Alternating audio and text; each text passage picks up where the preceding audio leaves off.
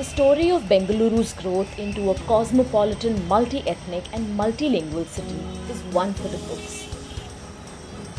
With the urban metropolis on track to be the fastest growing city in the world for the next 15 years.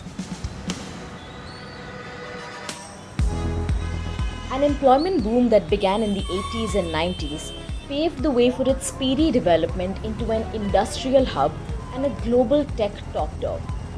During that time, Bengaluru was hit by a wave of interstate and inter-district migrants, pouring into the city in search of better paying jobs and livelihoods.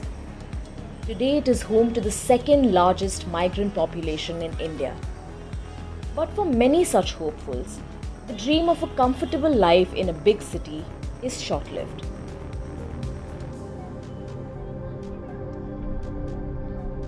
These blue tarpaulin shacks can be seen everywhere in these so-called tented colonies in several low-lying pockets of the city. Its reluctant residents are most vulnerable to the effects of climate change, natural and man-made disasters. A city like Bangalore, which has a huge real estate market, and the real estate market is so dynamic that these low-income households or low-income people, when they migrate from rural area, the only option that they find are these informal squatter settlements. And most of these informal squatter settlements are again on certain vulnerable, unused lands. And because they are on informal land, they don't get any other services. Neither the BESCOM or electricity board will give them electricity or like water supply or like all those things. They won't get any water supply, drainage, or no services or infrastructure will be provided by the government at all. What all they need to do? They need to do all by themselves.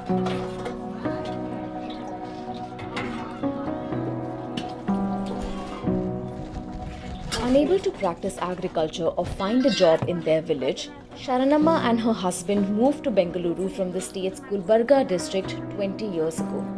While he now ekes out a living as a daily wage carpenter, and she manages the household.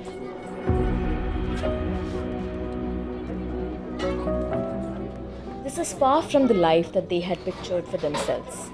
And like most others, returning to their native place does not seem a viable option anymore. ಊರ ಕಡೆ ವ್ಯವಸಾಯ ಹೊಲದ ಕೆಲಸ ಇರುತ್ತಲ್ಲ, ಹೊಲದ ಕೆಲಸ ಇವರಿಗೆಲ್ಲ ಮಾಡೋಕ್ಕಾಗಲ್ಲ ಸರ್. ಅದರಿಂದ ಅಲ್ಲಿ ಸುಮ್ಮನೆ ಇದ್ದು ಬಿಡಬೇಕಾಗುತ್ತೆ.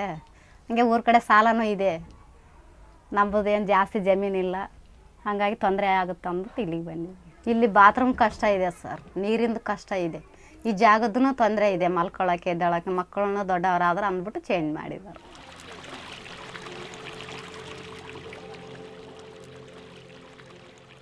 These squatter settlements in Bengaluru are often found in close proximity to construction sites or industrial areas, where communities are forced to endure unimaginable hardships. Open defecation is a common practice, and the problem of indoor air pollution is rampant. Natural lighting and cross ventilation inside homes are an unaffordable luxury. The unhygienic, cramped living conditions can have long-term implications on their health.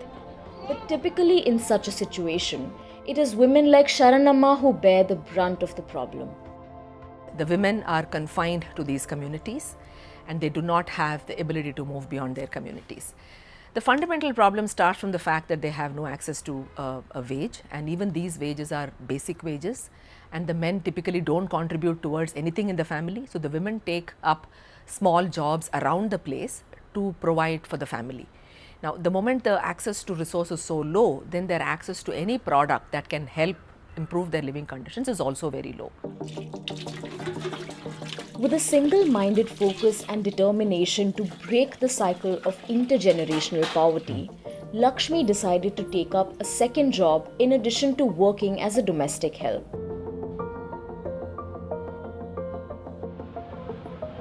By training to become a Suryamukhi or a clean energy entrepreneur for her community, she shoulders a crucial responsibility, that of helping them improve their living conditions through the purchase of products like solar lights and cooking appliances.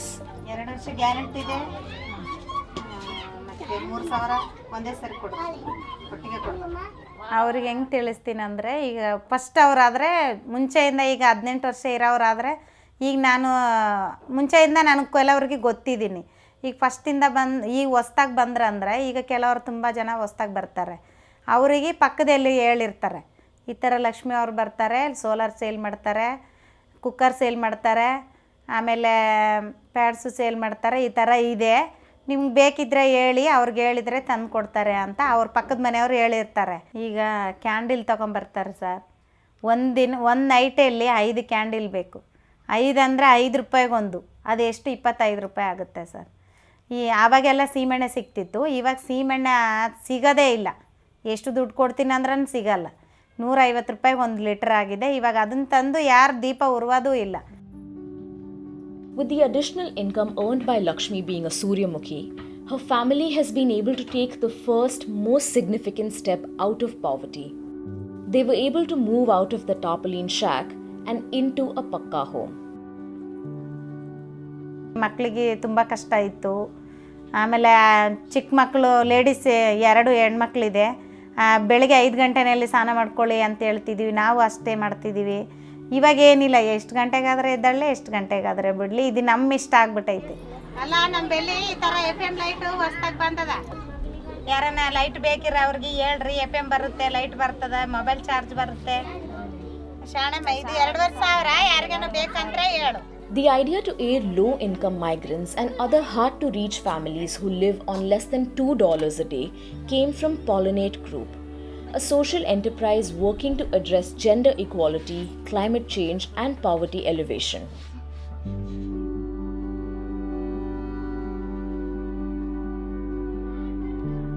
Over 800 Suryamukhis like Lakshmi have become role models and last-mile distribution agents in their communities. Like Mariamma, a migrant from Yadgir district, close to 700,000 people have accessed life-improving products that they can purchase through simple and flexible payment plans. ಸೀಮೆಣ್ಣೆ ಒಬ್ರು ಹಾಕ್ತಿದ್ರು, ಒಬ್ರು ಹಾಕ್ತಿದ್ದಿಲ್ಲ. ಒಂದೊಂದು ಟೈಮ್ನಾಗ ಸೀಮೆಣ್ಣೆ ಖಾಲಿಯಾಗಿರ್ತಿತ್ತು ಅದು ದೀಪದಲ್ಲಿ. ಅದು ಆರೋಗಿತ್ತಂದ್ರೆ ಏನು ಮಾಡೋಕ್ಕಾಗ್ತದ?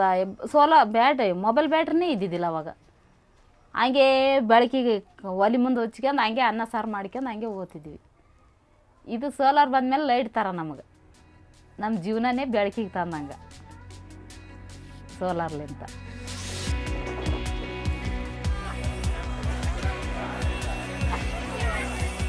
Close to 250 million people could be living in Indian cities by the year 2030. Inadequate housing, low-paying jobs, and lack of formal education are some of the big challenges that low-income migrant groups continue to face, while their invisible labor is one of the strongest pillars supporting the country's economy.